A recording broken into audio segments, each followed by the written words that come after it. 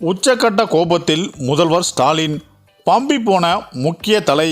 அதாவது தமிழகத்தில் வரும் 2026 சட்டசபை தேர்தலில் திமுகவிடம் குறைந்தபட்சம் 25 தொகுதிகள் வரை கேட்போம் என அக்கட்சியின் பொதுச் செயலாளர் வன்னியரசு தெரிவித்துள்ளார். எனினும் இது குறித்து கட்சி தலைவர் தொல் திருமாவளவன் தான் முடிவெடுக்க வேண்டும் என்று அவர் தெரிவித்திருந்தார். இதற்கு திருமாவளவன் என்ன பதில் சொல்லியிருக்கிறார் என்பதை பார்க்கலாம். திமுகவிடம் 25 தொகுதிகளையாவது பெற வேண்டும் என்பது எங்களை போன்ற தொண்டர்களின் விருப்பம் என வன்னியரசு தெரிவித்துள்ளது திமுக விசிக கூட்டணியில் சலசலப்பை ஏற்படுத்தியுள்ளது. இது குறித்து அவர் ஒரு சேனலுக்கு அளித்த பேட்டியில் கூறியிருப்பதாவது: விடுதலை சிறுத்தை கட்சியை திருமாவளவன் தொடங்கிய போது யாரும் எம்எல்ஏ எம்பிக்களாக வேண்டும் என கட்சிக்குள் வராதீர்கள். அந்த நேரத்தில் இளைஞர்கள் எந்த எதிர்பார்ப்பும் இல்லாமல் இயக்கத்தில் திரண்டனர். ஆனால் இன்று தேர்தல் பாதைக்கு வந்த பிறகு இந்த இயக்கம் வலிமையாக இருக்கிறது.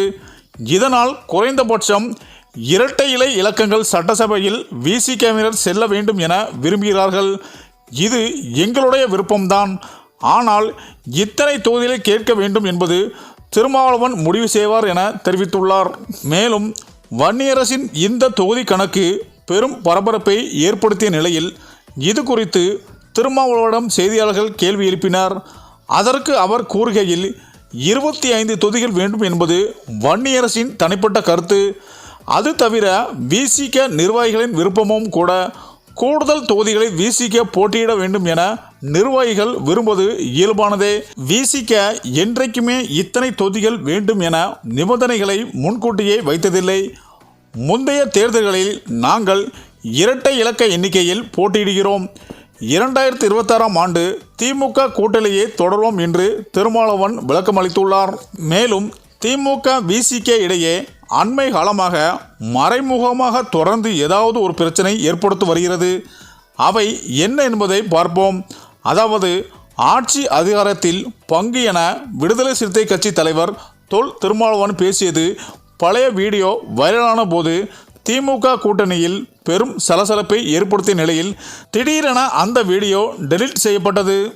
மேலும் அம்பேத்கர் புத்தக வெளியீட்டு விழாவில் ஒரே மேடையில் திருமாவளவனும் விஜயும் பங்கேற்பதாக இருந்தது. ஆனால் திருமாவளவன் பங்கேற்க மறுத்துவிட்டார். அதாவது திமுக திருமாவளவனுக்கு கொடுத்த அழுத்தம் என எதிர்க்கட்சிகள் விமர்சித்தன. இந்த விழாவில் பேசிய விஜயும் அம்பேத்கரின் புத்தக வெளியீட்டு விழாவுக்கு கூட வர முடியாத அளவுக்கு திருமாவளவனுக்கு திமுக அழுத்தம் கொடுத்ததாகவே பேசியிருந்தார். இது பரபரப்பையும் ஏற்படுத்தியது. யாருக்கும் யாரும் அழுத்தம் கொடுக்கவில்லை. அழுத்தம் கொடுத்தாலும் அடிபணிகிற கட்சி நாங்கள் இல்லை என்று திருமாவளவன் விஜய்க்கு பதிலளி கொடுத்தார். மேலும் அதே விழாவில் ஆதவ் அர்ஜுனா பேசிய போது வரும் 2026ஆம் ஆண்டு மன்னராட்சி முடிவு கட்ட வேண்டும் என பேசியிருப்பது பெரும் சலசலப்பை ஏற்படுத்தியது. அவர் மீது நடவடிக்கை எடுக்கப்படுமா என்ற எதிர்பார்ப்பும் திமுகவிடம் இருந்து வருகிறது. இதையெல்லாம் வைத்து வன்னியரசும் 25 தொகுதிகளை கேட்க அதற்கு தொல் திருமாவளவனும் மறுப்பு பதிலை அளித்துவிட்டார். இந்த நிலையில்தான் இந்த தகவல் முதல்வர் ஸ்டாலின் காதுகளுக்கு வந்ததாகவும் இதை கேட்டு ஸ்டாலின் டென்ஷன் ஆனதாகவும் தகவல்கள் வெளியாகியுள்ளது. இதனால் கண்டிப்பாகவே முதல்வர் ஸ்டாலின் முகபாவனை வைத்தே திருமாவளவன் கட்சிக்கு 25 தொகுதிகள் ஒதுக்க முடியாது என்பதும் தெள்ள தெளிவாக உணர முடிகிறது.